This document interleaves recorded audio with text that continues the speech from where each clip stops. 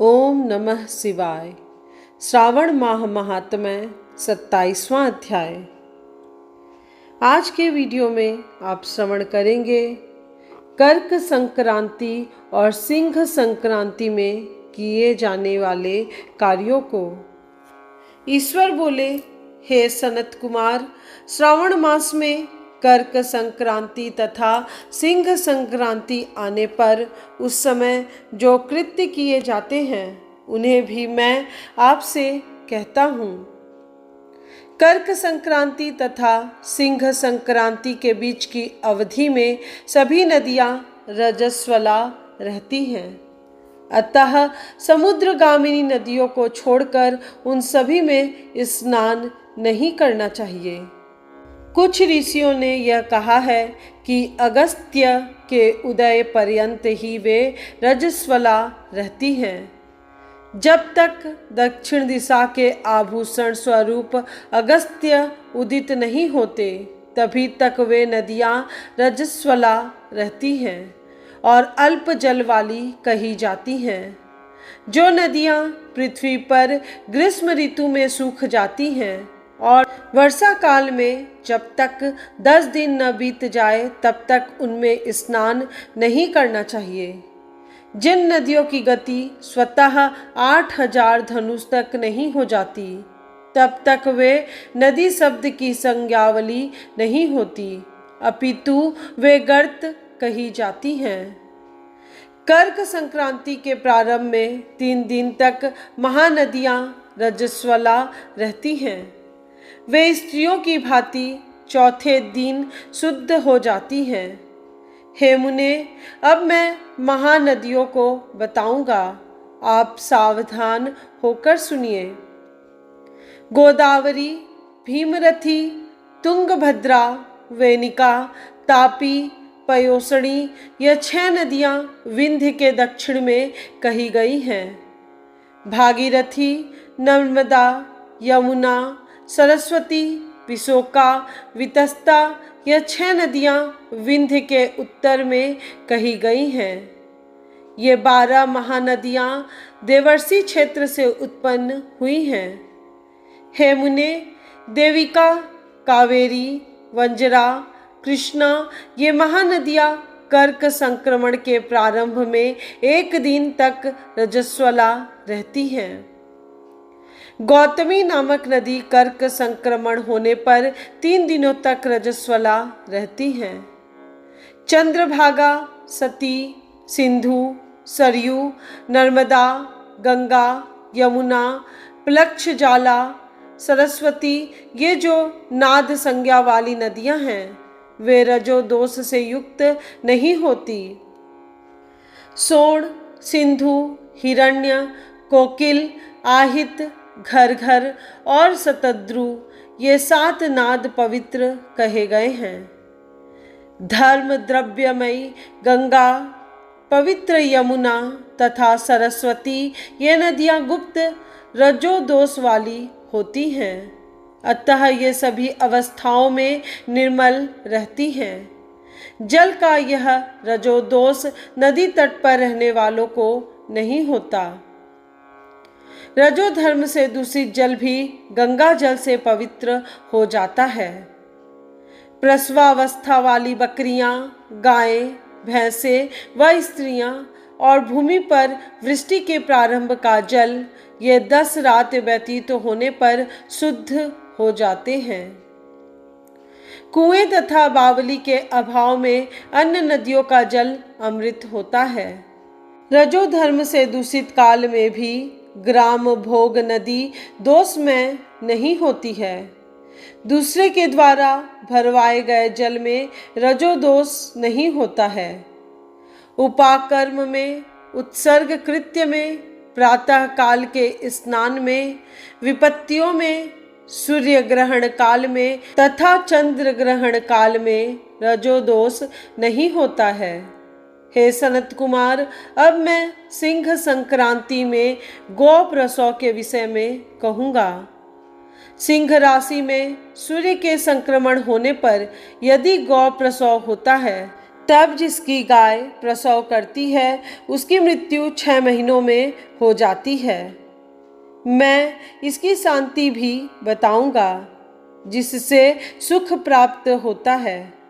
प्रसव करने वाली उस गाय को उसी क्षण ब्राह्मण को दे देना चाहिए। उसके बाद घृत मिश्रित काली सरसों से होम करना चाहिए। इसके बाद बृहर्तियों से घृत में सिक्त तिलों की 1008 आहुतियाँ डालनी चाहिए। उपवास रखकर विप्र को प्रयत्न पूर्वक दक्षिणा देनी चाहिए।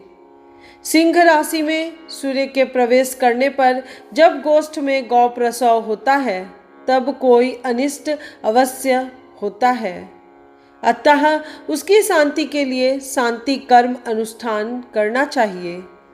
अस्य वाम इस सूक्त से तथा तद विष्णु इस मंत्र से तिल तथा घृत से 108 आहुतियाँ देनी चाहिए और मृत्युंजय मंत्र से 10,000 आहुतियाँ डालनी चाहिए।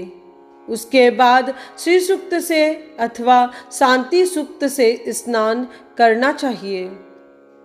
इस प्रकार किए गए विधान से कभी भी भय नहीं होता है। इसी प्रकार यदि श्रावण मास में घोड़ी दिन में प्रसव करे तो इसके लिए भी शांति कर्म करना चाहिए। उसके बाद दोष नष्ट हो जाता है। हे सनत कुमार, अब मैं कर्क संक्रांति में, सिंह संक्रांति में तथा श्रावण मास में किए जाने वाले शुभप्रद दान का वर्णन करूंगा। सूर्य के कर्क राशि में स्थित होने पर घृत धेनु का दान तथा सिंह राशि में स्थित होने पर स्वर्ण सहित छत्र का दान श्रेष्ठ कहा जाता है तथा श्रावण मास में दान अति श्रेष्ठ फल देने वाला कहा गया है। भगवान श्रीधर की प्रसन्नता के लिए श्रावण मास में घृत कुंभ, घृत धेनु तथा फल विद्वान ब्राह्मण को प्रदान करना चाहिए। मेरी प्रसन्नता के लिए श्रावण मास में किए गए दान अन्य मासों के दानों की अपेक्षा अधिक अक्षय फल देने वाले होते हैं। 12 महीनों में इसके समान अन्य मास मुझको प्रिय नहीं है। जब श्रावण मास आने को होता है तब मैं उसकी प्रतीक्षा करता हूँ। जो मनुष्य इस मास में व्रत करता है वह मुझे परम प्रिय होता है, क्योंकि चंद्रमा ब्राह्मणों के राजा हैं और सूर्य सभी के प्रत्यक्ष देवता हैं। ये दोनों मेरे नेत्र हैं। कर्क तथा सिंह की दोनों संक्रांतियां जिस मास में पड़े उससे बढ़कर किसका महात्म्य होगा। जो मनुष्य इस श्रावण मास में पूरे महीने प्रातः काल स्नान करता है वह 12 महीने के प्रातः स्नान का फल प्राप्त करता है। यदि मनुष्य श्रावण मास में प्रातः स्नान नहीं करता है तो 12 महीनों में किए गए उसके स्नान का फल निष्फल हो जाता है। हे महादेव, हे दया सिंधो, मैं श्रावण मास में उषा काल में प्रातः स्नान करूँगा। हे प्रभो, मुझे विघ्न रहित कीजिए। प्रातः स्नान करके शिव जी की पूजा करके श्रावण मास की सत्कथा का प्रतिदिन भक्ति पूर्वक श्रवण करना चाहिए। बुद्धिमान व्यक्ति इस प्रकार से ही मास व्यतीत करता है। अन्य मासों की प्रवृत्ति पूर्णमासी प्रतिपदा से होती है, किंतु इस मास की प्रवृत्ति अमावस्या की प्रतिपदा से होती है। श्रावण मास की कथा के महात्म्य का वर्णन भला कौन कर सकता है। इस मास में व्रत, स्नान, कथा, श्रवण आदि से जो 7 प्रकार की वंध्या स्त्री होती है वह भी सुंदर पुत्र प्राप्त करती है। विद्या चाहने वाला विद्या प्राप्त करता है, बल की कामना करने वाले को बल मिल जाता है। रोगी आरोग्य प्राप्त कर लेता है। बंधन में पड़ा हुआ व्यक्ति बंधन से छूट जाता है। धन का अभिलाषी धन को पा लेता है।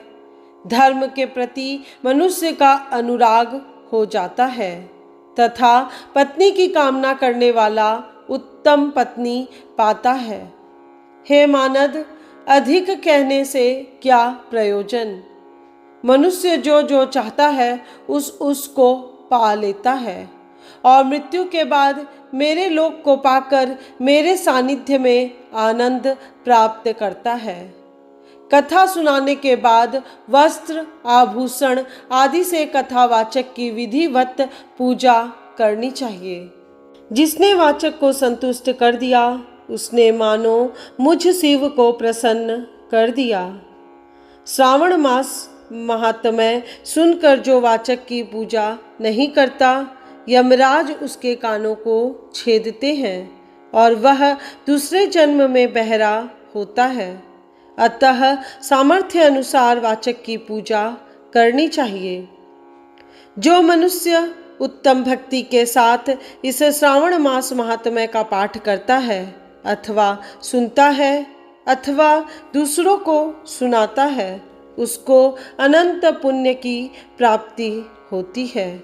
इस प्रकार श्री स्कंद पुराण के अंतर्गत ईश्वर सनत कुमार संवाद में श्रावण मास महात्म्य में नदी, रजोदोष, सिंह, गौ प्रसव, सिंह कर्कट, श्रावण स्तुति, वाचक पूजा कथन नामक 27वां अध्याय पूर्ण हुआ।